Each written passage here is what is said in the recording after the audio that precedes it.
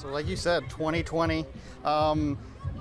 I think that video is well over 100 million at least by now. Oh. It's been sent to me in Polish and all these other different languages. I counted over 14 languages. I had to literally send it to people to figure out what the languages were because I couldn't even identify them. You don't need a mask. A mask is about compliance. So if they tell you have to wear a mask, next they're going to tell you have to contact trace. Then they're going to tell you have to take the vaccine. And then guess what, kids? Once you take your vaccine, they're going to tell you, sorry, the vaccine isn't as effective as we thought it was going to be. So now you still got to wear your mask, still got to get contact trace, still have all the restrictions and social distancing, and still take your vaccine. And then what did you get out of all of this?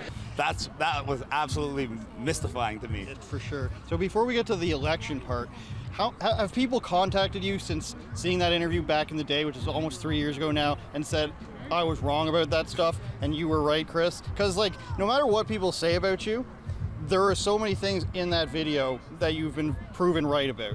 So has anybody contacted you on the way and been like, hey, you were right about that? Of course, even since 2020. Some people contacted me in 2020 and said I was right. Some people contacted me in 2021 and said I was right. But after the majority of people took that death jab, and the most common side effect was what I like to call vaccine regret syndrome, now I'm flooded with messages every day from people not only saying that I was right, but saying that they regret taking the jab. And that's important because I don't know one person who didn't take the jab that was like, damn, I wish I took it. Think about it. Yeah, you laugh, but think about it. And then think about how many. I don't regret it. No, yeah, and think about how many people regret it. And think about all the people that took their first one like a month or two before the restrictions ended. How would you feel? You hang on for almost 2.5, 3 years, and then at the last minute you cave in, and then you just got screwed. You could have just held out and nothing would have Exactly. happened. And that just proves that what I was saying from 2020 was right all along. All you had to do was just say no. And if enough people did not comply and we reach united non-compliance, surprise, all the restrictions go away, the politicians lose control, the government has to listen to the people, and we've just transferred the power back to the people. And that's exactly what I'm trying to do now, but on a political scale and the municipal level. And in the municipal, Charles, sir, it was an absolute pleasure. The municipal level in one of the most important cities in the entire world, definitely the most important city in Canada, and arguably a top 3 city in North America. And if we can kill off this election here, we can set the blueprint, not just like we did with the COVID stuff, but we can set the blueprint for how to manage a city.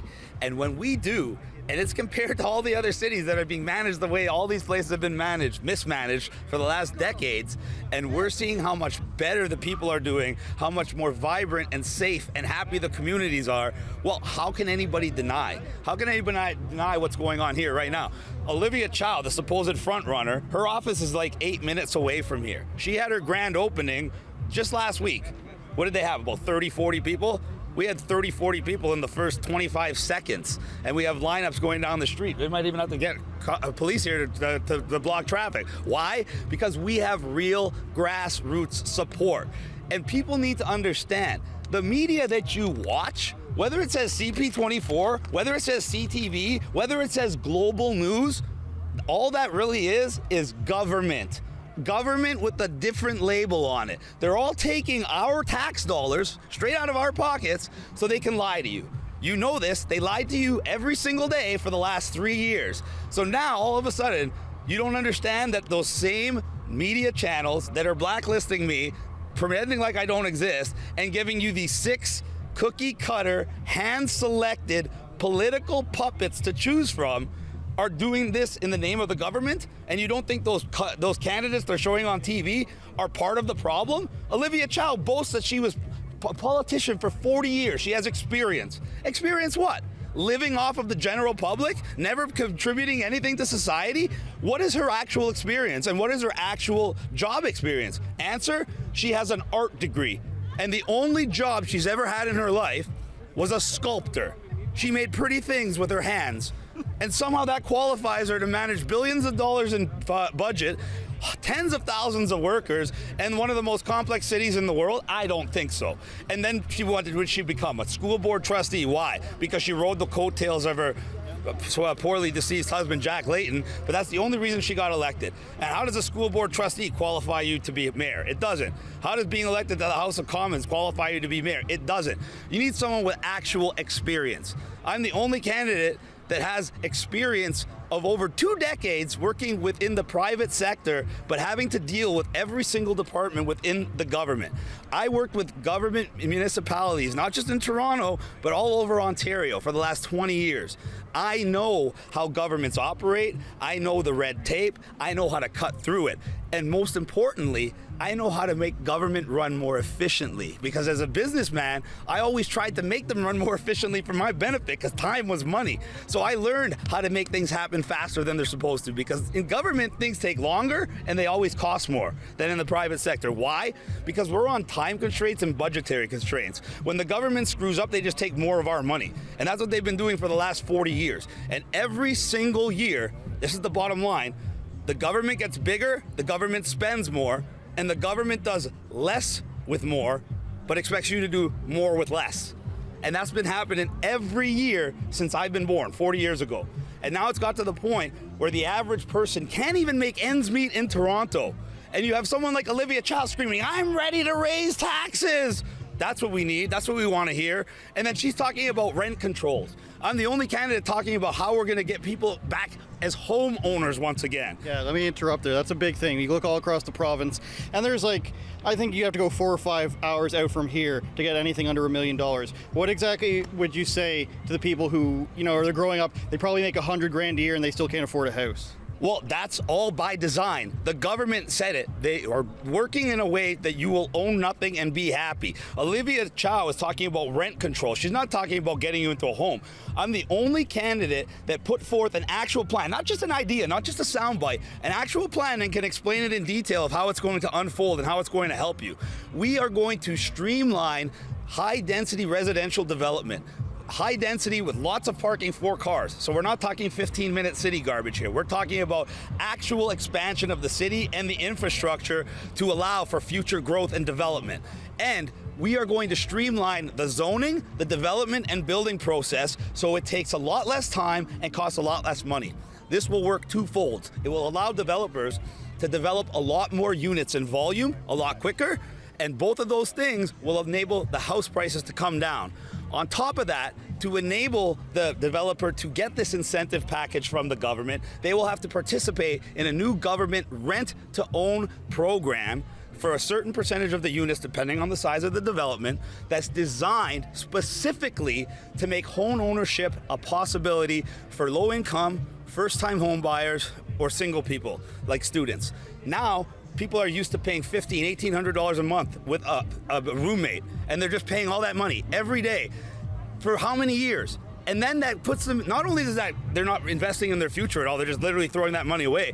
It puts them in a mindset where they're not getting anywhere. So now they're gonna spend the rest of the money they're making that week because they're gonna party and they're gonna waste it because they don't care. Imagine those same students are putting that money towards owning that home that they're living in. You think they're gonna wanna spend all their money at one? Or do you think they'd rather put a few $100s towards their home ownership? It will change the fabric and the foundation of the entire city. And it will bring a lot more jobs and a lot more investment. So that's billions of dollars of GDP and thousands of jobs into the city. The only way we can actually solve the budget shortfall and the budget deficit and all the overspending by the government is by attracting more investment to Toronto. The only way politicians know how to raise revenue, because they've never actually worked a real job and they've never actually made any money, is raise your taxes, create new fees or levies, or raise fees and levies. That's it. They don't know how to create programs like the one I just described that's going to create incentives to attract multi-billions of dollars of investment, and that's how you're going to balance that budget. That's how you're going to turn that deficit into a surplus, and then surprise, surprise, I can do things like bring your property taxes down or bring your taxes down on other things in general, and I can save you money, and I can make the money that you have go further. That's what a government is supposed to do. They're supposed to make your lives better. They're supposed to make it so you have more opportunity every year, not less. And when I talk to the young people, their biggest thing is the home ownership problem. And then when you talk to older people, or people of all ages, sorry, from 18 to 100, they worry about the infrastructure for the cars. They worry about the traffic, and they worry about our public transit system that the government wants us to be more and more reliant on, but is so substandard compared to other world-class cities that it can't even be considered first world anymore. We have a plan for all of that. We have a plan to create a private corporation within the TTC that will tender out to private developers to build us 2 new subway lines at no cost to the city.